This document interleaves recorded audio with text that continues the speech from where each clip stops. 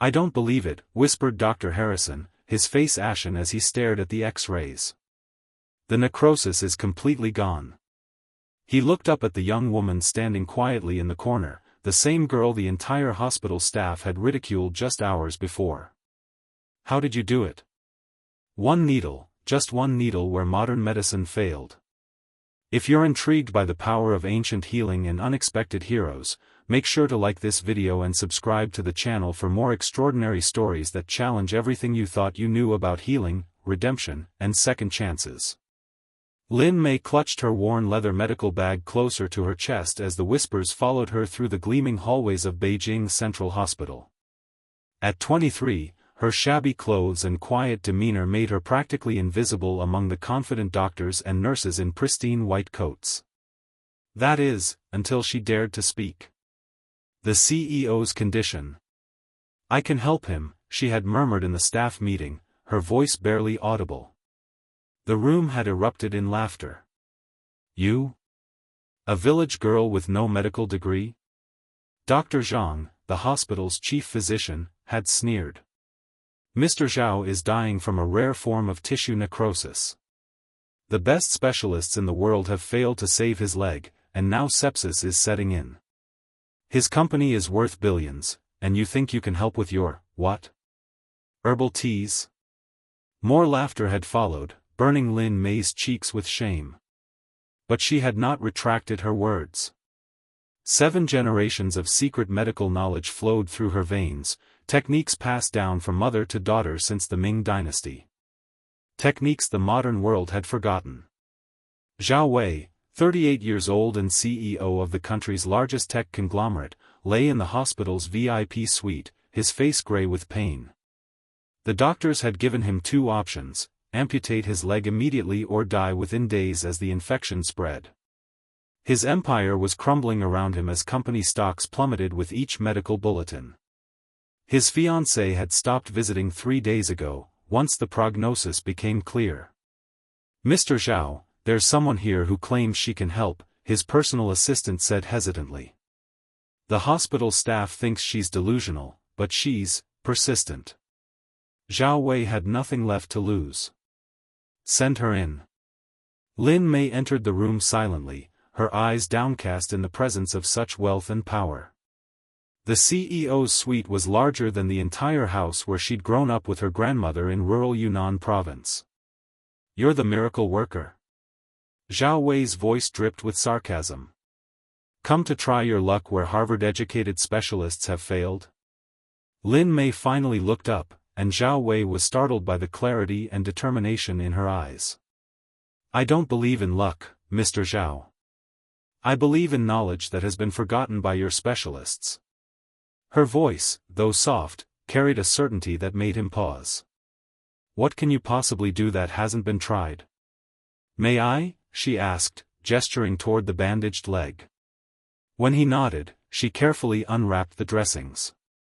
The sight was grotesque: blackened tissue spreading from a small initial wound, veins visible with infection racing toward his heart. Without flinching, Lin Mei opened her bag and removed a single gold needle, thinner than a human hair. "This will hurt," she said simply, "but less than what you're feeling now." "Wait," his assistant protested, reaching for the security button. "Let her," Zhao Wei ordered. What did it matter now? Lin Mei closed her eyes briefly, her fingers feeling for a point on his leg that seemed no different from any other. With precision that would have impressed a neurosurgeon, she inserted the needle to an exact depth. Zhao Wei gasped, not from pain but from the immediate sensation of heat rushing through his dying limb. It was as though lava flowed through his veins, but instead of burning, it seemed to cleanse. What is happening?" he whispered as color visibly returned to the tissue surrounding the necrotic area. Lin Mei did not answer. Her eyes were closed in concentration, her fingers maintaining perfect pressure on the needle as she made minute adjustments. Sweat beaded on her forehead from the effort of channeling her qi, her life energy, through the needle and into the precise meridian point that would redirect his body's healing forces. For 20 minutes, the room remained silent except for the beeping of monitors.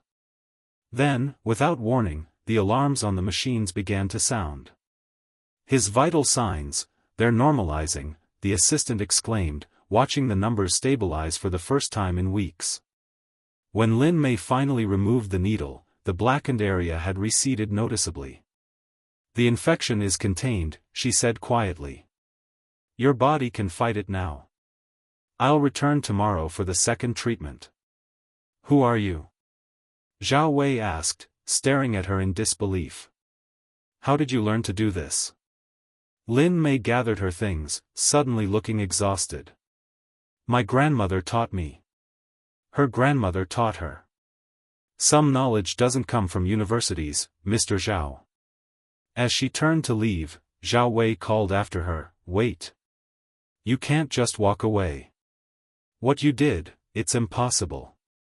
Not impossible. Just forgotten. She paused at the door. The world moves too quickly now. Some wisdom takes time to understand.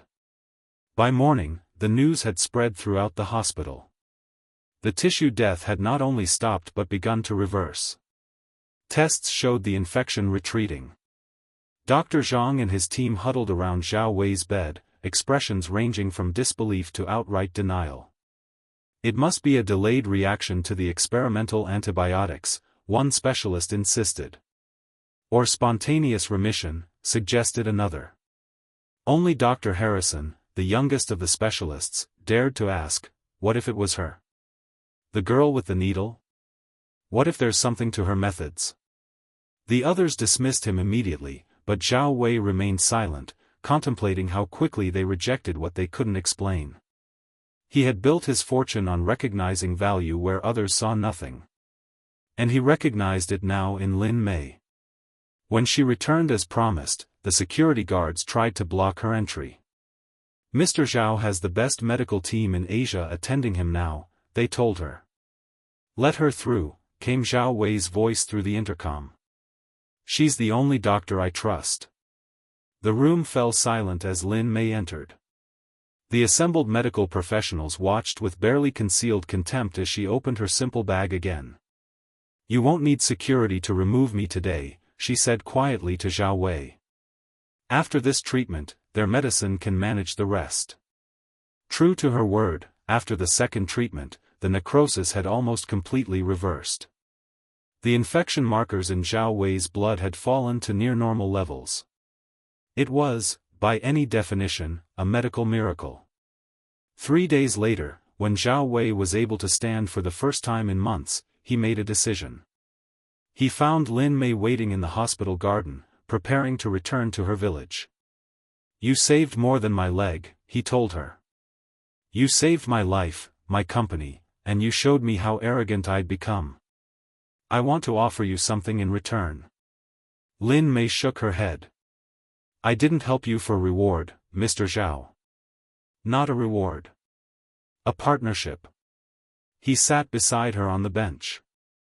Your knowledge shouldn't die with you as it nearly died with your grandmother. The world needs what you know. For the first time since he'd met her, Lin Mei looked uncertain. My grandmother warned me that modern people wouldn't understand our ways. That they would exploit our knowledge without respecting its origins. She was right to worry, Zhao Wei admitted. But what if we created something different? A place where ancient wisdom and modern science could work together? Where your techniques could be studied respectfully, documented for future generations? Lin Mei considered his words. Her grandmother had also told her that knowledge kept hidden helps no one. What are you proposing? A research institute. Traditional healing methods studied alongside conventional medicine. You would lead it, teach others what you know. No one would mock your methods again, they would learn from them. The morning sun cast long shadows across the garden as Lin Mei thought about the generations of women in her family who had carried this knowledge in secret.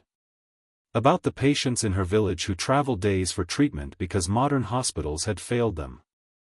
About a world racing forward so quickly it had forgotten to look back at what it was leaving behind. There would be conditions, she said finally. The knowledge must be respected, not exploited. And treatment must be available to everyone, not just the wealthy. Zhao Wei nodded. I would expect nothing less. 1 year later, the Harmony Healing Institute opened its doors in Beijing. Patients who had been told their conditions were untreatable found hope within its walls. Western-trained doctors worked alongside traditional practitioners, each learning from the other. And at its heart was Lin Mei, no longer the mocked village girl but recognized for what she had always been, a healer whose understanding of the human body transcended modern textbooks. Her hands trained a new generation in the precise placement of those golden needles, in the recognition of energy meridians, in the subtle balance of elements within each unique patient. Zhao Wei, now fully recovered and with a newfound purpose beyond profit margins, used his influence to ensure the Institute's methods received proper research attention. Skeptics became believers as case after case demonstrated results that defied conventional medical expectations. You know what still amazes me? Zhao Wei asked Lin Mei one evening as they watched a young doctor successfully perform the technique that had saved his leg. Not that your methods work, I've seen enough evidence of that. What amazes me is how close we came to losing this knowledge forever. Lin Mei smiled, thinking of her grandmother who had feared the ancient wisdom would die with her, of all the generations of women who had preserved these techniques through wars, revolutions, and modernization. Some knowledge waits patiently to be rediscovered when the world is ready to receive it, she said. And sometimes, Zhao Wei added, watching the miracle of healing unfold before them, it just takes one person brave enough to speak up in a room full of mockery to change everything. Outside the Institute's walls, thousands of patients who had once been told to abandon hope now walked, breathed, and lived normally again. And in villages across China, girls and boys who might once have hidden their interest in traditional medicine now proudly announced their intention to study at the Harmony Institute, where ancient wisdom and modern science had finally learned to heal together. Lin Mei often thought about that first day in the hospital, when laughter had followed her words. How strange that mockery had led to this moment, a moment where the foolish village girl had forever changed the face of medicine, one golden needle at a time.